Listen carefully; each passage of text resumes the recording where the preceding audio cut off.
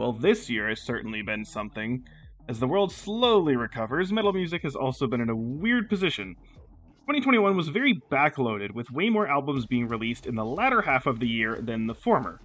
For example, out of all 15 albums on this list, only 3 of them were actually released in the first half of the year, and yet 6 of them were released in September alone. Anyway, whatever. Once again, there's a playlist in the description for my runners-up and any non-album singles that I really liked this year, so be sure to check that out for some more good stuff. Now, on to the list.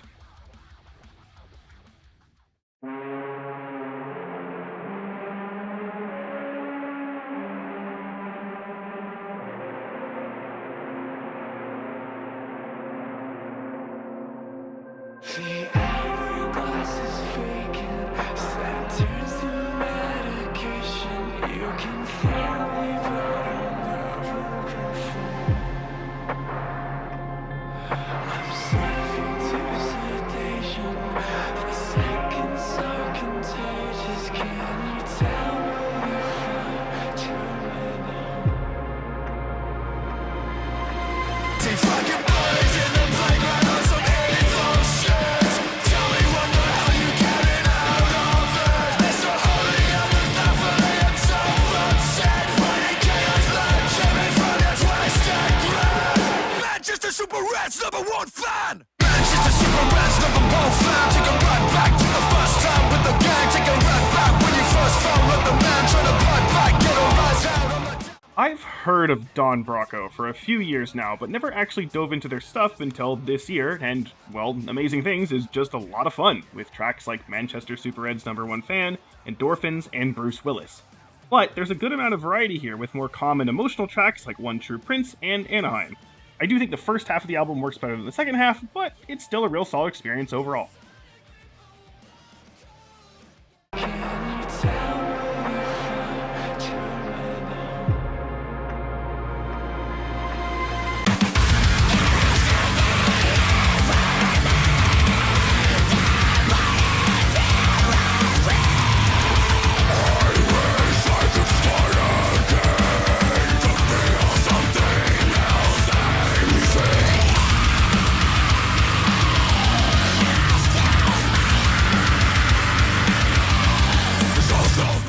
Forgetting the Memories has been in the back of my mind ever since I found their Known Darkness EP 2 years ago. They ride that fine line between metalcore and deathcore, and because of that, they have a great sound that's both unique but familiar.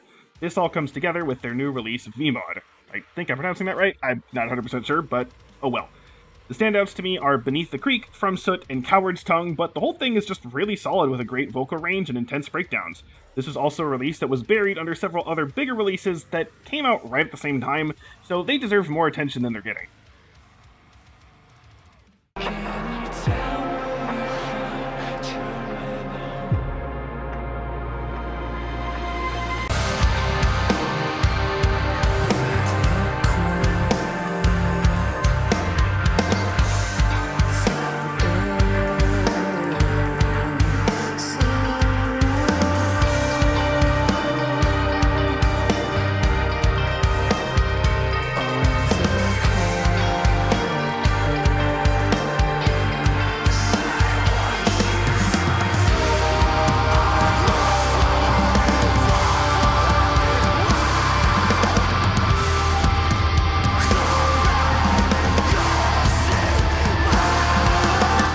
You can probably immediately hear the Deftones influences, but in my opinion, Blanket has taken the ambient sounds that Deftones sometimes used and has incorporated them completely into their full sound. This is an excellent album to just put on and vibe to as you let the sound wash over you. I have heard some criticism that the vocals are too quiet, but personally I think the quiet vocals adds to the mood they're going for. Plus, they've got some cool features, including one from Kadeem from Loathe, so yeah, you can't go wrong with that.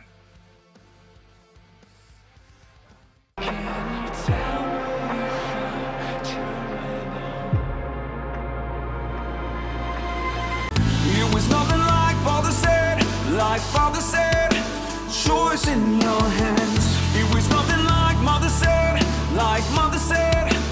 better off dead, better off dead.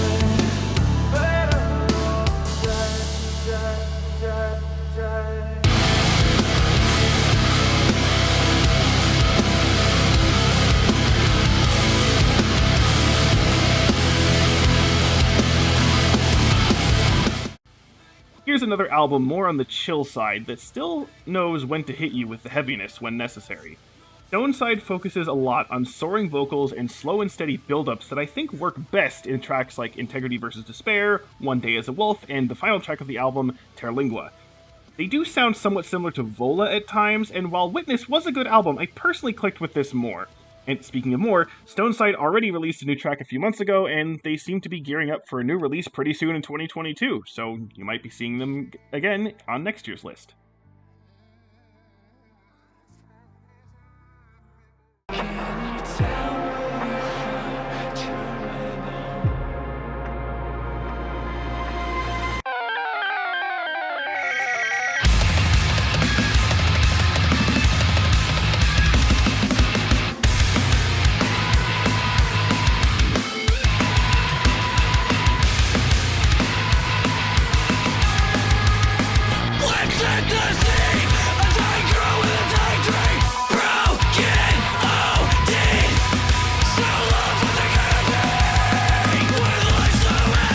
If I was to describe this album in one word, I'd say chaotic. And you might think that was a criticism, but the chaos on this release somehow works in its favor.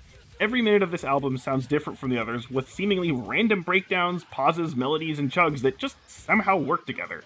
The only criticism I have is that I wish there was more. This EP basically only has 4 full tracks along with 2 interludes, and it's all really good, but I just need more.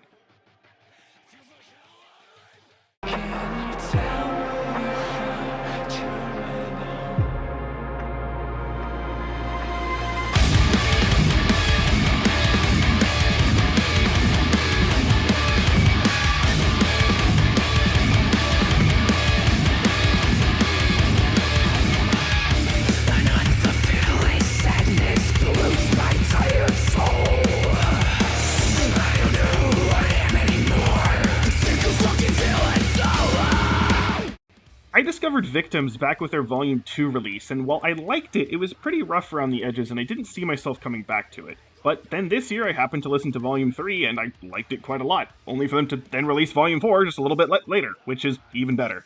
A lot of their tracks have this controlled chaos similar to Desolate in tracks like Carve and Hostage, but they've also got a surprising variety with more melodic and emotional tracks like New Face, Same Loneliness, and my personal favorite track, Suddenly Everything Changed. It's really cool seeing how much these guys have improved over the years, and I can't wait to see how much better they continue to be going forward.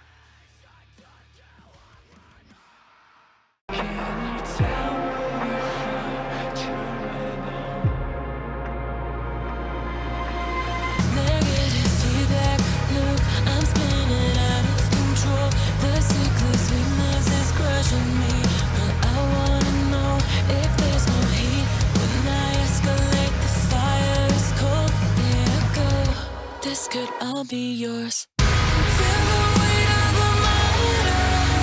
It could all be yours. If you had the words of prayer, trade a cup down the altar.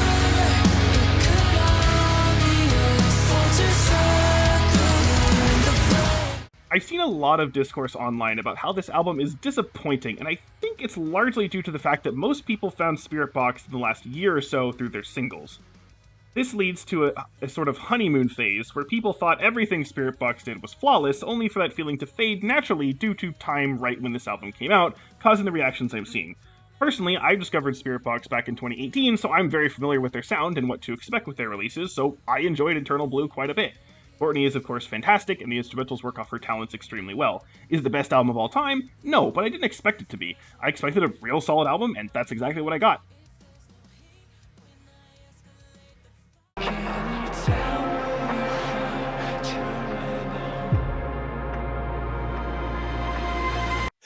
know I'm out of sight, but am I out of mind? And when I close my eyes, I dream I'll see you in the afterlife.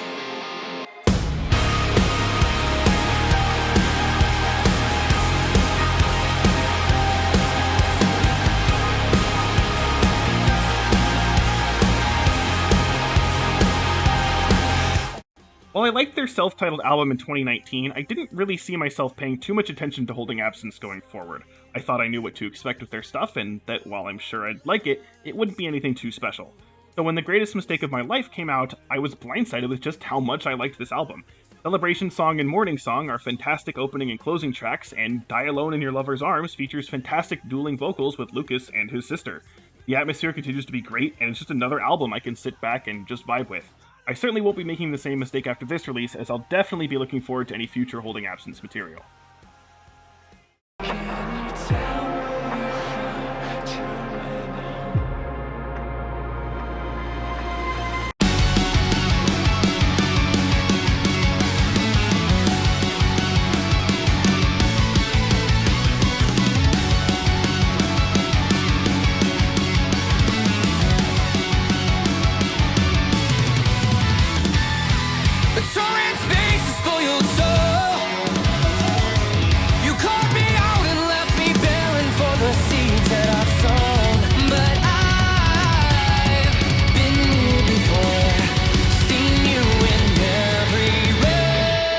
Dance Gavin Dance comparisons are obvious. I mean, Andrew Wells works with them and has featured on some of their tracks already, but Idol has carved out a different enough angle with this style that I don't think they can simply be criticized as a copy. And either way, The Architect is just such a fun listen that I don't really care.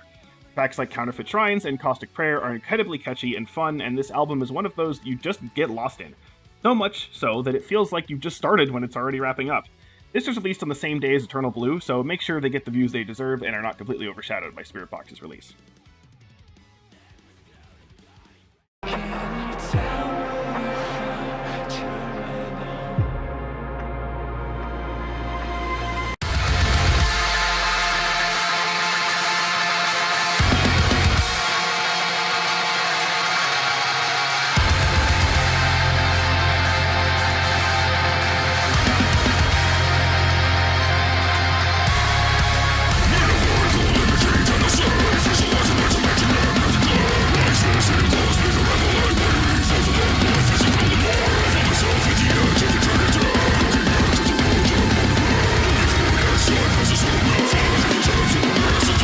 This is probably the least known release on this list along with Stoneside, but Valley of Snakes is a brand new project by David Freeland and Mark Poida, who used to work together in I, Valiance, one of my absolute favorite bands.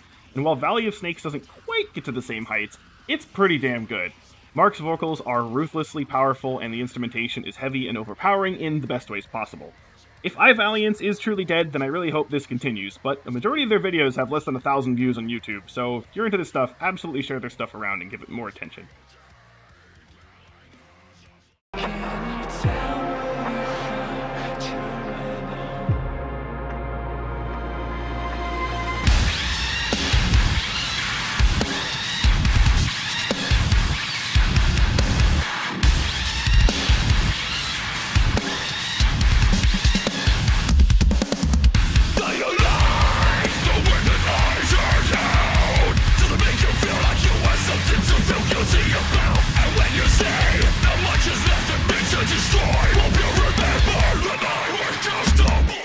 So I started planning this list back in November, and I was pretty confident in everything leading up to this EP's release, but I held off just in case this EP made it on the list, and, well, yeah, it certainly did. I really didn't expect to like this as much as I did.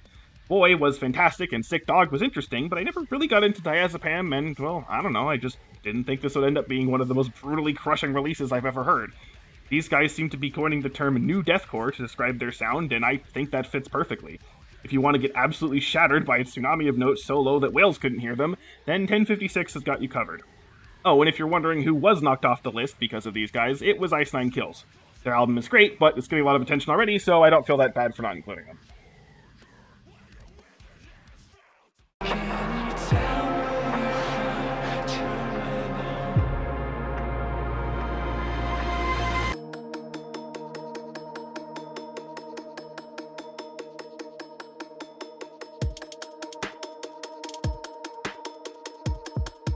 Ooh, let's talk about chemistry, 'cause I'm dying to melt through to the heart of the molecules, to the particles part like holy water and anything. I've heard some people criticize this album for being too safe compared to their previous release, but considering I have this at number 4, I think you can see that I absolutely disagree with this. This is one of my most listened to albums of the year. Hypnosis and Alkaline just assault you with heavy riffs, Atlantic and Telomeres are beautiful and atmospheric, and the album climax in High Water is just so good. Every song brings the talents of all members of the band together in such good and varied ways. I honestly feel bad that this is only at number 4, but I just happen to like 3 other albums more this year.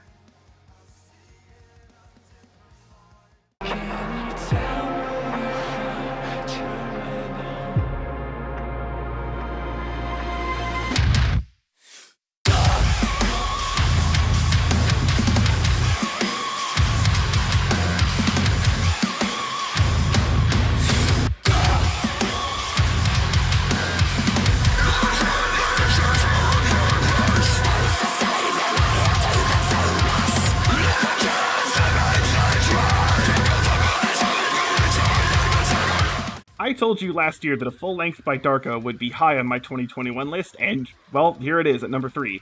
Darko taps into that ultra heavy and yet still catchy sound like 1056 in a way that's just so insanely good. Their EP last year already proved that, but not only did they expand upon that with tracks like Pretenders, Pale Tongue, Mars Attacks, Praise the Sun, and The Last of Us, but they gave us some variety with legitimately touching tracks like Donna and Daniel. And even with all that, they released a new track, Dragon Chaser, and are releasing a new one in just a few weeks. The only negative thing I can say isn't even about the music itself, it's that Tom Barber is an anti-vaxxer and has some other boneheaded takes. I know people say separate the art from the artist, and I pretty much am, considering this is at number 3, but I'd feel wrong if I didn't at least mention this. It's still a fantastic release, and I hope they continue turning out some absolutely gnarly smashers.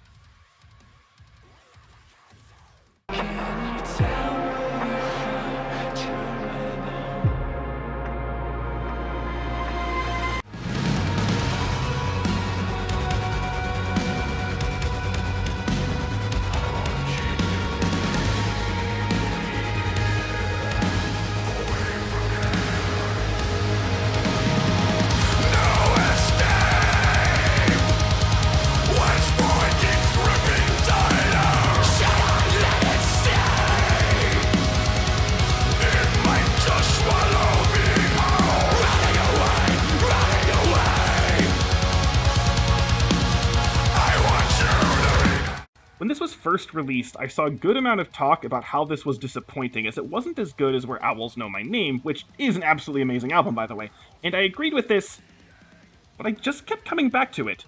Over time, not only have I begun to appreciate the songwriting and variety of these tracks, but a sort of narrative has formed in my head to go along with the album's progression.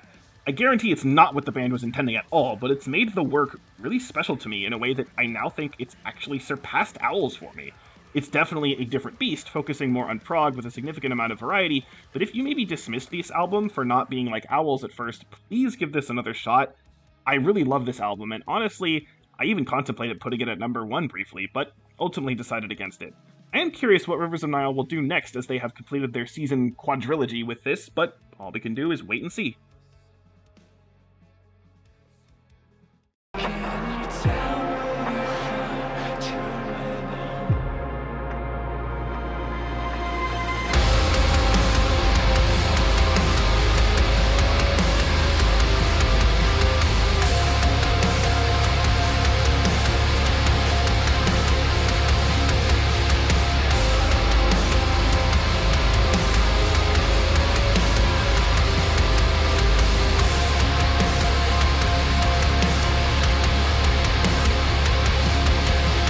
Coming into this year, I was pretty confident that this would be my number 1, and while the work was close, Silent Planet proves yet again that they are absolutely amazing at their job.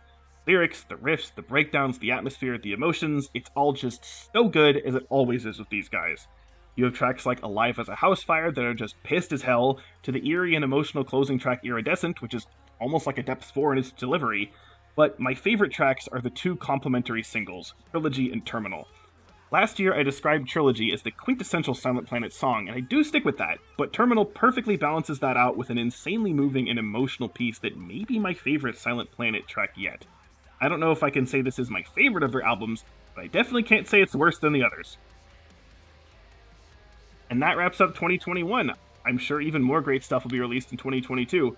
Hell, 2021 was the first year I filled up my 30-track runner-up playlist with tracks only from this year. So if 2022 gives me even more, I might have to switch things up. But for now, all we can do is wait and see, and hope we get some good stuff next year.